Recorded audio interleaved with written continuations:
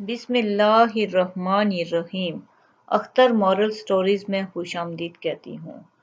ایک بادشاہ نے اپنے بہنوئی کی سفارش پر ایک شخص کو موسمیات کا وزیر لگا دیا۔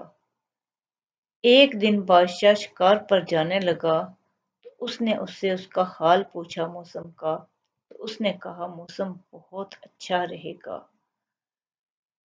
موسم اگلے کئی روز تک بہت ہی اچھا رہے گا، آپ شکار پر جا سکتے ہیں، بارش وغیرہ کا قطعاً کوئی امکان نہیں ہے۔ بادشاہ اپنے لو لشکر کے ساتھ شکار پر روانہ ہو گیا۔ راستے میں بادشاہ کو ایک کمہار ملا۔ اس نے کہا حضور آپ اس موسم میں کہاں جا رہے ہیں؟ موسم تو کچھ ہی دیر میں خراب ہو جائے گا اور بارش کے امکانات بہت زیادہ ہیں۔ بادشاہ کو غصہ آ گیا، اس نے کہا تم ابے برتن بنا کر گدھے پر لادنے والے، تم کیا جانو موسم کا حال؟ میں نے اپنے وزیر سے پوچھا ہے، اس نے مجھے بتایا ہے کہ موسم بہت خوشگوار رہے گا، تو تمہیں کیسے پتا کہ موسم خراب ہو سکتا ہے؟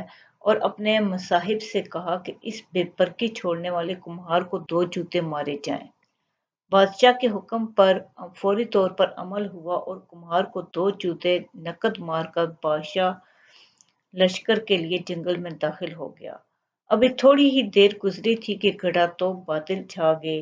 ایک آدھ گھنٹے میں گرج و چمک سے بارش بہت شروع ہو چکی تھی اور اتنی زیادہ تھی کہ خدا کی پناہ، ہر طرف کیچڑ اور دلدل بن گئی۔ بادشاہ اور مصاحب کو سارا شکار بھول گیا، جنگل پانی سے جل تھل ہو گیا۔ ایسے میں ہاک شکار ہوتا بادشاہ نے واپسی کا سفر شروع کیا اور برے حالوں میں محل واپس پہنچا۔ واپس آ کر اس نے 2 کام کیے۔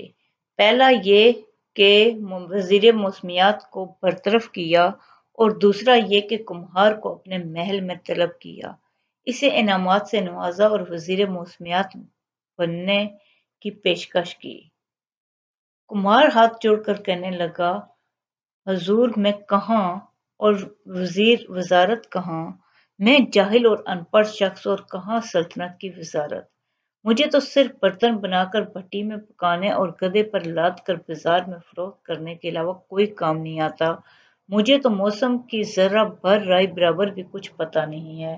ہاں البتہ یہ ہے کہ جب میرا گدھا اپنے کان نیچے لٹکا لیتا ہے تو اس کا مطلب ہے کہ بارش ضرور ہوگی، میرا تجربہ ہے۔ کبھی بھی میرے گدھے کی یہ پیشگوئی غلط ثابت نہیں ہوئی۔ بادشاہ نے کمہار کے گدھے کو اپنا وزیر موسمیات بنا لیا اور سنا ہے کہ گدھوں کو وزیر بنانے کی ابتدا تب سے ہوئی۔ اللہ آپ کو بہت خوشیاں اور کامیابیاں دے۔ شکریہ۔